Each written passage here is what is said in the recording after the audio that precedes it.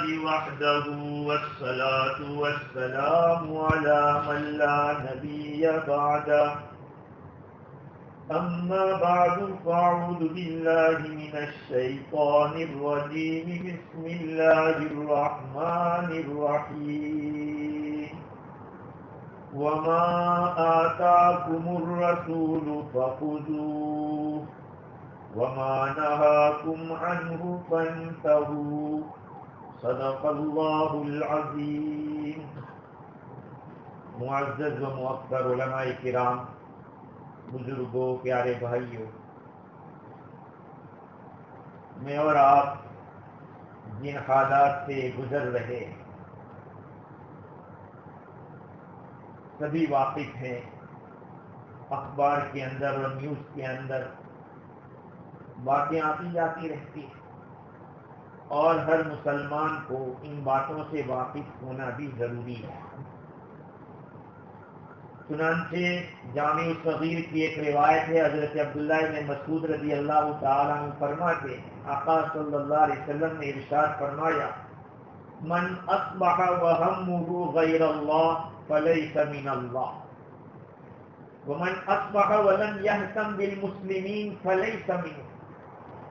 جس آدمی نے صبح کی اس حال میں کہ اس کا ارادہ اللہ کے سوا کوئی اور ہے، کہا اس کو اللہ سے کوئی تعلق نہیں، اور جس آدمی نے صبح کی اس حال میں کہ اس کو مسلمانوں کی فکر نہیں، وہ مسلمانوں میں سے۔ اس لیے ہم ہیں پی جی میں پرسکون حالات میں اور دنیا کے کونے میں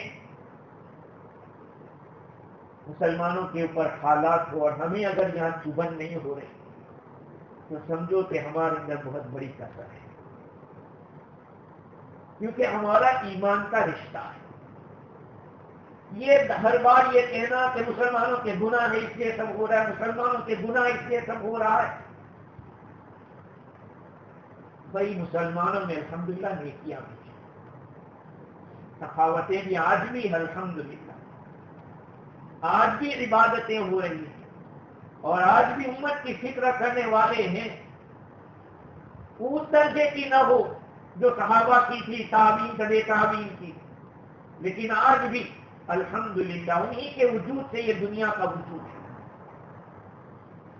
تو ہمارے دل کے اندر چبھن ہونی چاہیے، تکلیف ہونی چاہیے، اور اس کے لیے جتنا ہم کچھ کر سکتے ہیں اللہ سے مانگنا، دعا کرنا۔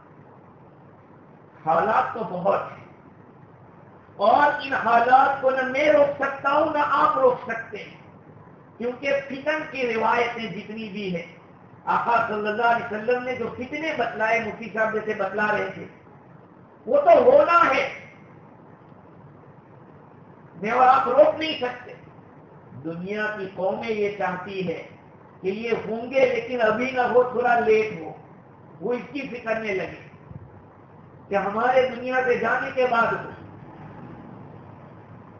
ہم ان فتنوں سے کیسے بچ سکیں یہ ہماری فکر ہونی چاہیے، فتنوں کے شکار ہم نہ بنیں۔ شاہ ولی اللہ محدث دہلوی رحمۃ اللہ علیہ نے فتنوں کی جو تفصیل بتلائی، ایک تو فتنۃ فی نفسہ وفی اہلہ، اپنے نفس کا فتنہ۔ نفس کا فتنہ کیا ہے؟ نفس کا فتنہ یہ ہے کہ آدمی کا دل سخت ہو جائے، جس کی وجہ سے اس کو طاعت کی لذت حاصل ہو، مناجات عبادت کر رہا ہے، عبادت کی مزہ نہیں آ رہا اس کو، کہا کہ اس کا نفس فتنے ہے۔ گھر والوں کا فتنہ، اپنے گھر والوں میں فتنہ۔ گھر والوں کا فتنہ یہ ہے کہ گھر والوں کے سامنے ایسی باتیں آ رہی ہے جو حلال نہیں ہے، ایسے کام ہو رہے ہیں جو حلال نہیں ہے، اور آدمی چپ ہے، فتنے میں ہے۔ بیٹا غلط کر رہا ہے اور باپ کہہ نہیں رہا، بیوی غلط کر رہی، لیکن باپ اور ماں کچھ کہہ نہیں پا رہے کا یہ فتنہ ہے، گھر والوں کا فتنہ۔ اسی طرح سے مال کا فتنہ ہے، ناحق آدمی لے رہا ہے، غلط جگہ اس کا تصرف کر رہا ہے۔ اولاد کا بھی فتنہ ہے، ضرورت سے زیادہ محبت کر رہا ہے اولاد، جس کی وجہ سے جائز و ناجائز سب چیزوں کو چلا ہے۔ میرے بھائیوں، ہم سب اس پر فتن دور کے اندر ہیں، فتنے کے اندر، ہم فتنے کے شکار ہم سب ہیں۔ شاہ ولی اللہ محدث دہلوی رحمۃ اللہ علیہ نے اپنے زمانے کے اندر دروازوں پہ جا جا کے کھٹکھٹایا دہلی کے اندر، اور بلا بلا کر کہا کہ اللہ کے بندو، اب تو اللہ کی نافرمانی سے باز آ جاؤ، اب تو اللہ کی نافرمانی سے باز آ جاؤ۔ مجھے دلی کی گلیوں میں اور گلیوں کوچوں میں خون بہتا ہوا نظر آ رہا ہے، لیکن لوگوں نے کہا کہ چھوڑو، یہ تو مولوی ہے، ان کی تو عادت ہے، وہ یہی کرتے، ان کا دماغ خراب ہے۔ یہ کہنے والے کہتے تھے اس زمانے۔ ہاں، سب سے پہلے عربی قرآن جو ہے اس کا ٹرانسلیشن دوسری زبان میں اگر کسی نے کیا تو وہ شاہ ولی اللہ محدث دہلوی ہے۔ جب انہوں نے قرآن کا ترجمہ کیا تو اس زمانے کے جو پیٹ بھرو لوگ تھے، ان لوگوں نے عصر کے وقت وہ ڈنڈے لے کر آ گئے مارنے کے لیے کہ اے مولوی، تو نے جو ترجمہ کیا ہے، اس ترجمے سے لوگ جان لیں گے تو ہمارے پاس کون آئے گا پوچھنے کے لیے۔ شاہ ولی اللہ دہلوی رحمۃ اللہ علیہ آگے بڑھے، فرمایا کہ یہ اللہ کی نعمت ہے، یہ سب کا حق ہے۔ ایک ہی آدمی یا ایک ہی خاندان کے لوگ لے کے بیٹھ جائیں گے وہ علم کا۔ قرآن مجید بہت بڑی نعمت ہے۔ شیخ الہند رحمت اللہ علیہ مالٹا کی جیل کے اندر رہ کر جب نکلے تو آپ نے فرمایا کہ میں نے اس میں 2 سبق سیکھے ہیں، اتنا بڑا جس کو شیخ الہند کہنا تو ایک لوگوں نے کہہ دیا، ورنہ وہ شیخ العالم تھا، عالم کا شیخ، ہندوستان کا شیخ نہیں، پورے عالم کا شیخ۔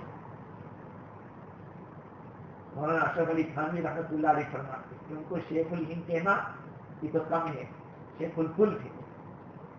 اتنا بڑا عالم کہہ رہا ہے کہ میں جیل میں سے آیا تو 2 سبق سیکھ کے آیا، اور وہ 2 سبق یہ ہے کہ امت کا تعلق قرآن مجید سے جوڑا ہے، امت کو قرآن سے وابستہ ہے۔ آج ہمارا قرآن سے کیا تعلق ہے میرے عزیزوں؟ آج قرآن سے ہم دور ہو گئے۔ ایک مسلمان اگر اندر دیکھ کر قرآن نہیں پڑھ پاتا، بہت ہی زیادہ افسوس کی بات ہے۔ کل اللہ کو ہم کیا جواب دیں گے؟ اس قرآن نے اگر اللہ کے سامنے دعویٰ کر دیا کہ انہوں نے مجھے پڑھا نہیں۔ وقال الرسول يا رب إن قوم اتخذوا هذا القرآن مهجورا۔ قیامت کے دن رسول اکرم صلی اللہ علیہ وسلم عرض کریں گے کہ اے میرے رب، میری قوم نے قرآن کو چھوڑے رکھا تھا۔ کیا جواب ہوگا ہمارا؟ سب سے پہلا کام یہ قرآن سے تعلق پیدا، اور دوسرا سبق یہ تھا کہ امت میں اتحاد پیدا، جوڑ پیدا کرو۔ آپ کی زبان سے اگر امت ٹوٹی ہے، سمجھے بات کو؟ ہاں، سمجھ لو بہت بڑا گناہ کیا ہے امت کو اگر آپ نے توڑا ہے۔ اپنے ڈیزائر کو چھوڑو، اپنے مقاصد کو چھوڑو، دین کیا کہہ رہا ہے وہ سمجھو۔ آج ہم نے اپنے ڈیزائر کو پورا کرنے کے لیے دین کو سائڈ پہ رکھ دیا۔ تو ان پرفتن حالات کے اندر ہمیں کیا کرنا ہے؟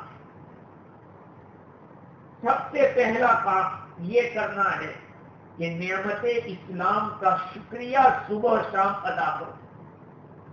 صبح میں اٹھو، اللہ کا شکریہ ادا کرو کہ یا اللہ تو نے نعمت اسلام سے ہمیں نوازا، یہ آپ کا بہت بڑا احسان ہے۔ رات کو جب سو تو یہ شکریہ ادا کر کے سو کہ آپ کا احسان۔ تفسیر روح البیان کے اندر لکھا ہے کہ شیخ ابو القاسم حکیم فرماتے ہیں ثلاثۃ اشیاء تنزع الایمان من العبد، تین چیزیں ایسی ہیں کہ بندے کے ایمان کو کھینچ لیتی ہیں۔ تین چیزیں ایسی ہیں جو ایمان کو کھینچ لیتی ہیں، ایمان چلا جاتا۔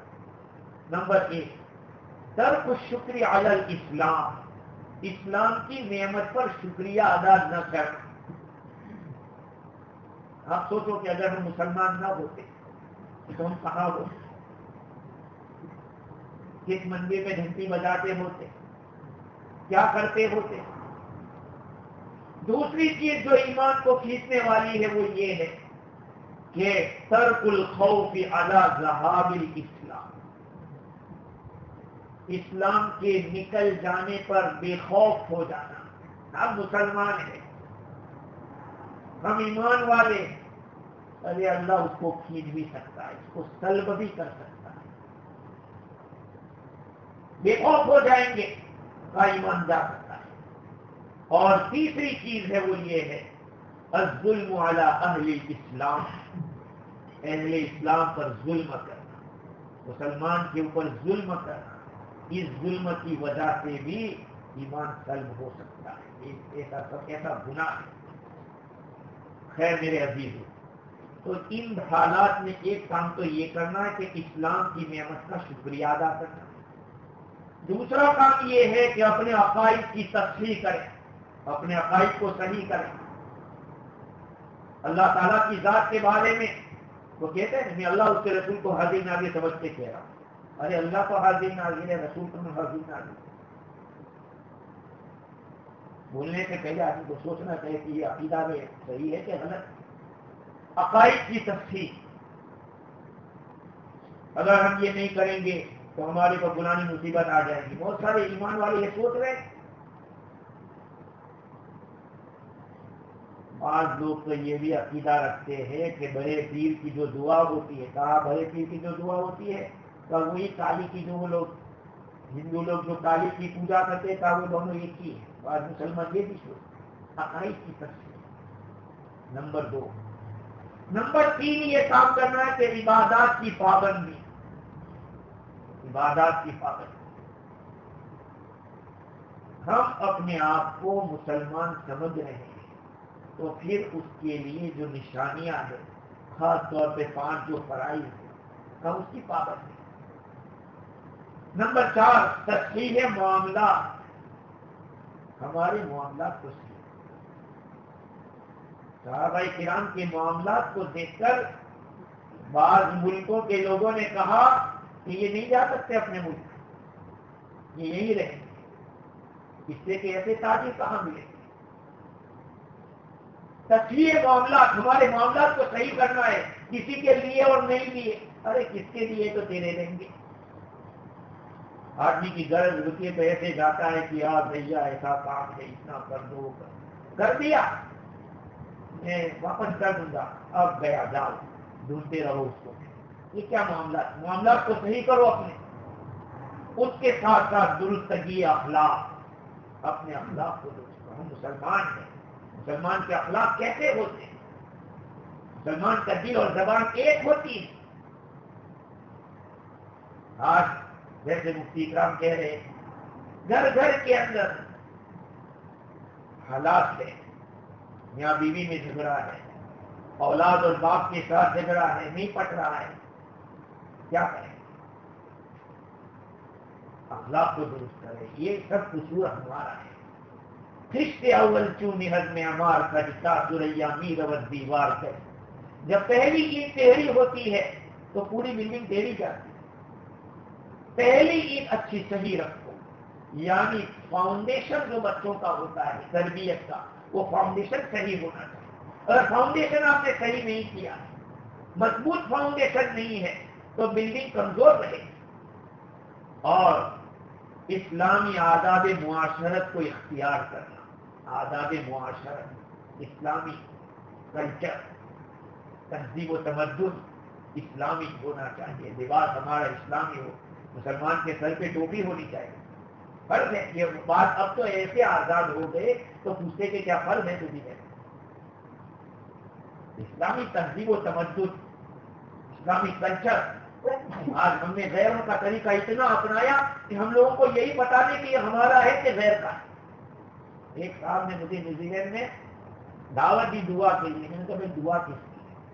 تو کہا کہ برتھ ڈے ہے بچے. میں نے کہا کیک پکا ہے؟ میں نے کہا آپ نے کھانا والا کہاں کیک بنائے.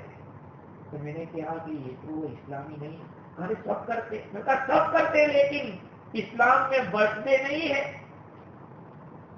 برتھ ڈے پارٹیاں نہیں ہوتی. کہا ایسا سب مسلمان کر رہے ہیں. اب دیکھو اس کو بیچارے کو یہی پتا نہیں کہ اسلام میں. اس لیے اسلامی معاشرت کو لازم سمجھنا. اور ایک بات، رشتے کے لیے دینداری کو معیار بنانا. نکاح کا جو رشتہ ہوتا ہے، یہ ساری چیزیں میرے عزیزوں یہ صرف پوائنٹ ہے.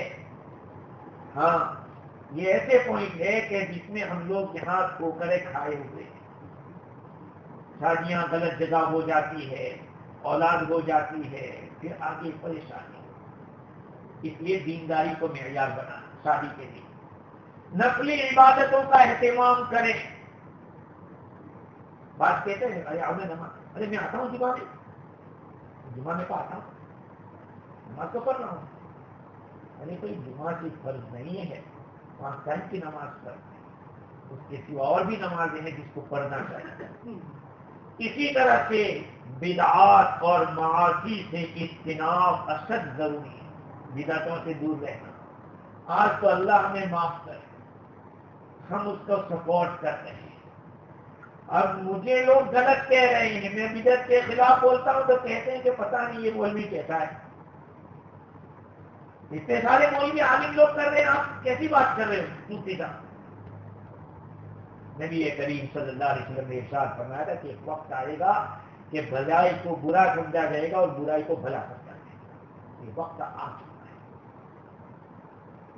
اس کے ساتھ بے پردگی اور بے حیائی سے عورتوں کو احتراز ضروری ہے. اپنے گھر کی عورتوں کو بے پردہ نہ رہنے دیں، بے حیائی کی باتیں نہ کریں، جس کی وجہ سے آگے کے مراحل جو طے ہوتے ہیں سب سمجھ سکتے ہیں. مکانوں اور دکانوں کے اندر تصویروں کو اور مجسموں کو نہ لٹکائیں. بعض لوگ فوٹو لٹکاتے ہیں، ہمارے ابا کا ہے، ہمارے دادا کا ہے. نبی کا فوٹو بھی نہیں آتا، کہاں سے آئے گا؟ لگانے والے کرسچن لوگ جیسس کہہ کر لٹکا دیتے ہیں کہ جیسس ہے ہمارا. اسی طرح سے دعا و ذکر کا اہتمام کرنا. دعا اور ذکر کا یہ جو حالات ہمارے اوپر جو ابھی امت کے اندر چل رہے ہیں، شکر ادا کرو. ہم جس جگہ پہ ہے، جس ملک میں اللہ نے ہمیں پرسکون چین اور سکون کے ساتھ رکھا ہے. السعید من وجد بغیرہ، خوش قسمت وہ ہے جو دوسرے پہ نصیحت جس کو کی جائے. آج ہمیں دنیا کے حالات کو سمجھ کر سمجھ جانا چاہیے کہ اب ہمیں اپنا راستہ بدلنا ہے. ہم اپنی زندگی میں تبدیلی لائے، اللہ سے قرب پیدا. موجودہ حالات کا یہ بھی حل ہے میرے عزیزو. یہ میں نے آپ کو ایک نسخہ بتایا ہے، ایک کریکلم بتایا ہے، ایک سلیبس بتایا ہے کہ ان چیزوں کو اپناؤ. ہاں زیادہ سے زیادہ اللہ کا ذکر کرو، تلاوت قرآن پڑھو اور اہل اللہ کی باتیں سنو. نیک لوگوں کی صحبت میں جاؤ، بزرگوں کے پاس بیٹھنے کے لیے جاؤ. اپنے کوئی سب بزرگ سمجھ رہے تو ہوگا کیا؟ جب ہر ایک اپنے آپ کو بزرگ سمجھ رہا ہے، کہا یہ تو کہا ارے اس کو میں جانتا، یہ ارے اس کو تو میں جانتا ہوں، یعنی میری بات ارے کہ سب کو اچھا سمجھو. اپنے سے دیکھا جاتا ہے کہ ہر ایک میں کیڑے نکالے جاتے ہیں کہ بولا ارے اس میں یہ گڑبڑ ہے، بولا ارے اس میں یہ گڑبڑ ہے. بھائی میرے اندر جتنی گڑبڑ ہے وہ آپ کے اندر نہیں ہے. آپ لوگ مجھ سے بہت اچھے ہیں. تو یہ مختصر کی باتیں تو بہت زیادہ ہے کہنے کی، لیکن اب یہ کہ ٹائم بھی بہت زیادہ ہو گیا. ہاں اسی بات کے اوپر اپنی بات کو ختم کرتا ہوں.